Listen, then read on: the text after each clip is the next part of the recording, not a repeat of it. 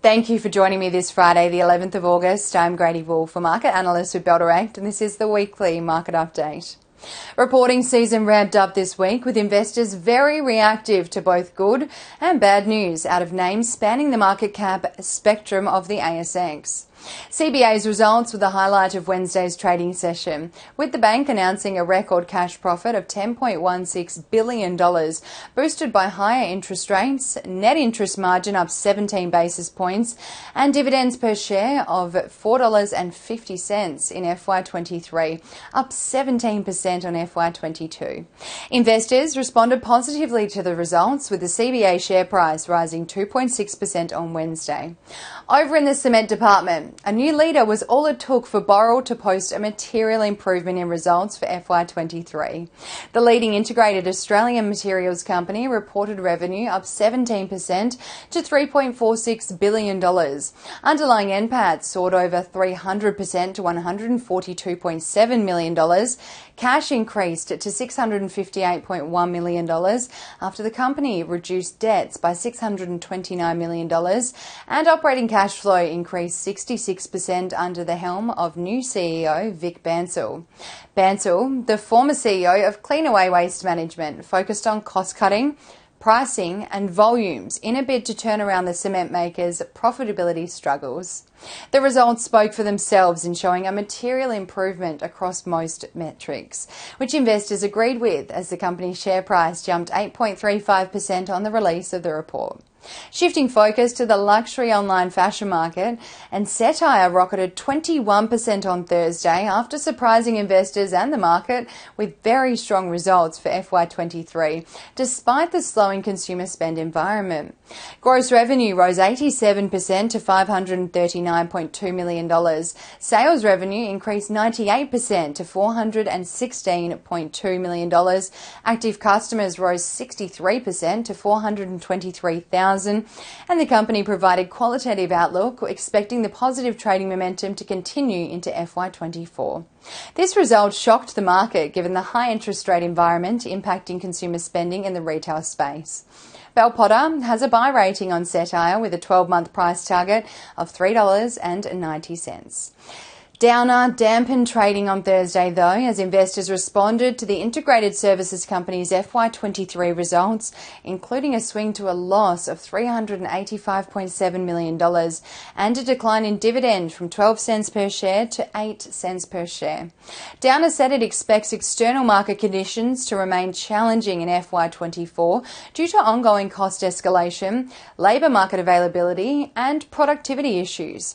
So what has this week told us about reporting season so far?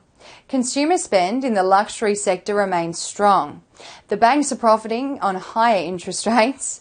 Investors are quick to sell underperformers, especially from companies who provide weak outlook. And that new executives have delivered some material turnarounds in FY23.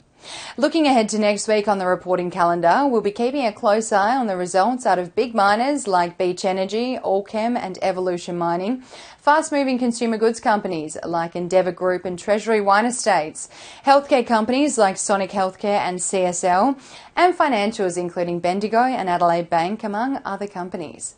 We will gauge more of an insight into the strength of the results over next week as the number of companies reporting increases.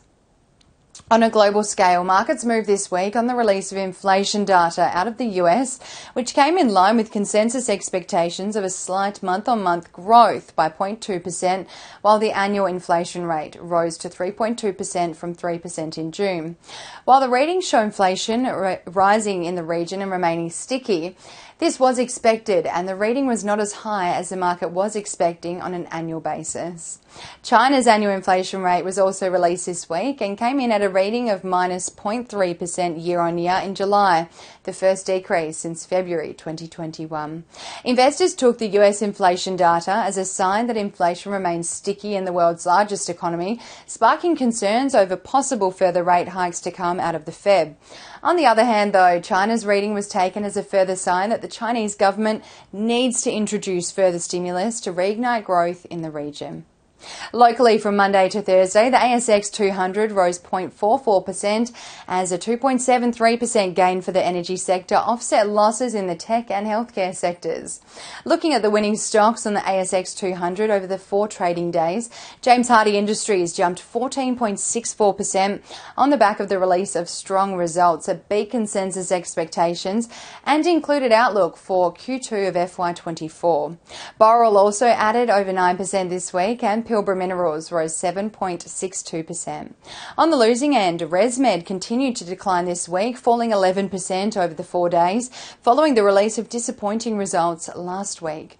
Block Inc. and Core Lithium also each lost 10.9% and 9.38% respectively.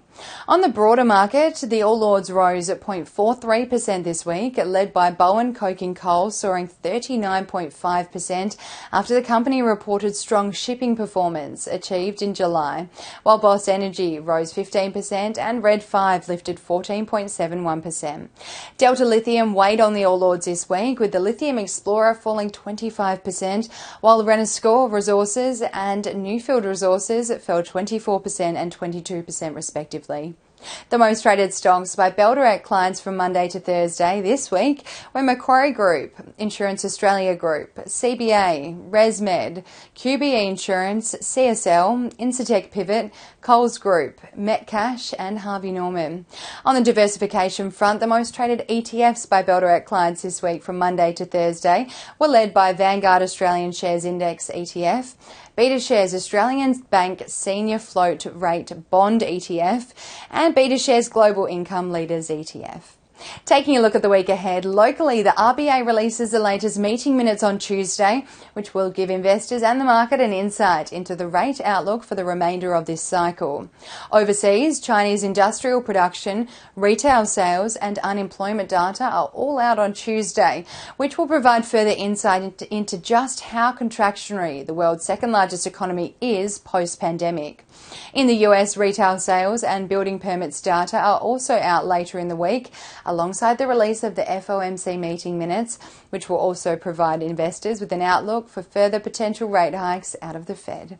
And that's all for this week. Have a wonderful Friday, a terrific weekend, and as always, happy investing.